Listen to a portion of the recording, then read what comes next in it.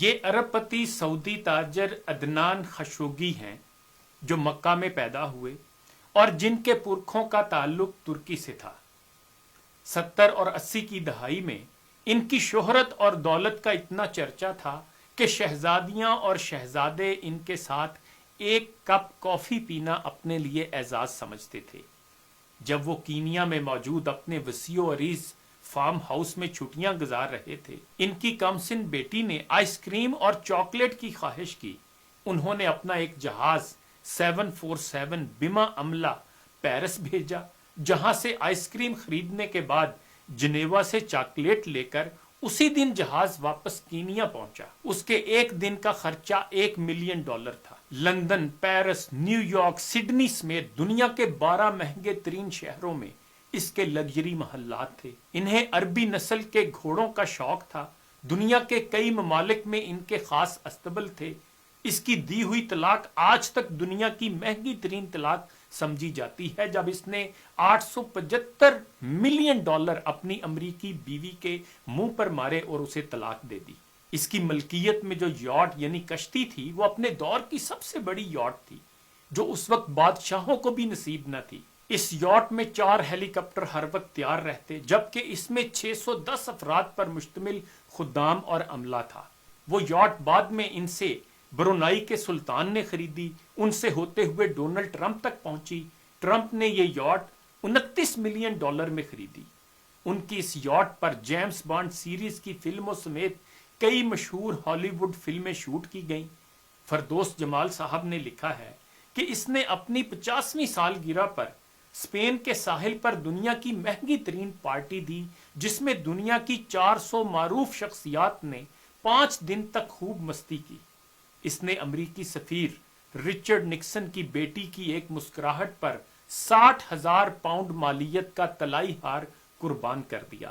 یہ اسلحے کا بہت بڑا سوداگر تھا اور ملکوں کے درمیان وہ اسلحے کی ڈیل اور معاہدے کراتا تھا۔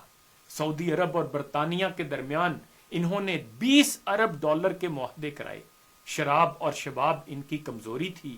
4 جائز اور 8 ناجائز بیگمات ان کے عقد میں تھیں۔ یتیموں پر دست شفقت رکھنا، بیواؤں کا خیال، مسکینوں کی مدد، سیلاب اور زلزلوں میں انسانی ہمدردی کے تحت فلاحی کام، ان سب سے اسے سخت الرجی تھی۔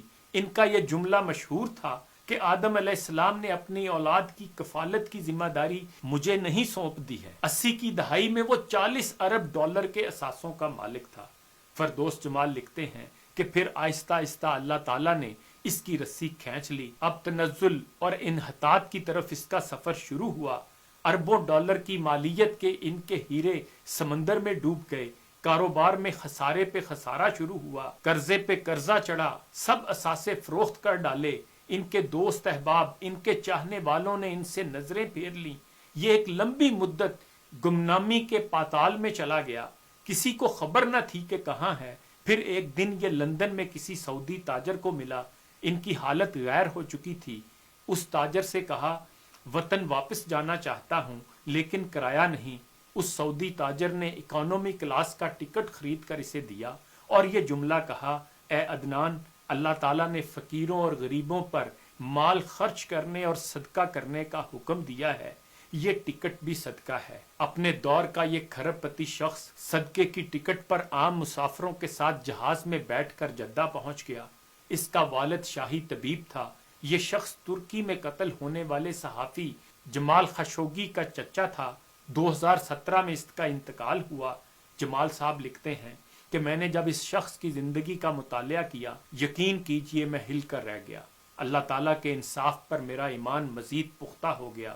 یاد رکھیں، آپ جتنے بھی طاقتور ہیں، آپ جتنے بھی ثروت مند ہیں، اللہ تعالیٰ کے آگے بہت کمزور ہیں۔ اپنی دولت اور طاقت کو کبھی بغاوت کے لیے استعمال نہ کرنا۔ اللہ تعالیٰ کی پکڑ بڑی سخت ہے۔ رسول اللہ صلی اللہ علیہ وآلہ وسلم زوال نعمت سے ہمیشہ اللہ تعالیٰ کی پناہ مانگتے تھے۔ اللہم انی اعوذ بک من زوال نعمتک۔ خدا ہمیں تکبر اور گمراہی سے بچائے۔ انہی گزارشات کے ساتھ اجازت چاہوں گا۔ اپنا خیال رکھیے گا۔ اللہ حافظ۔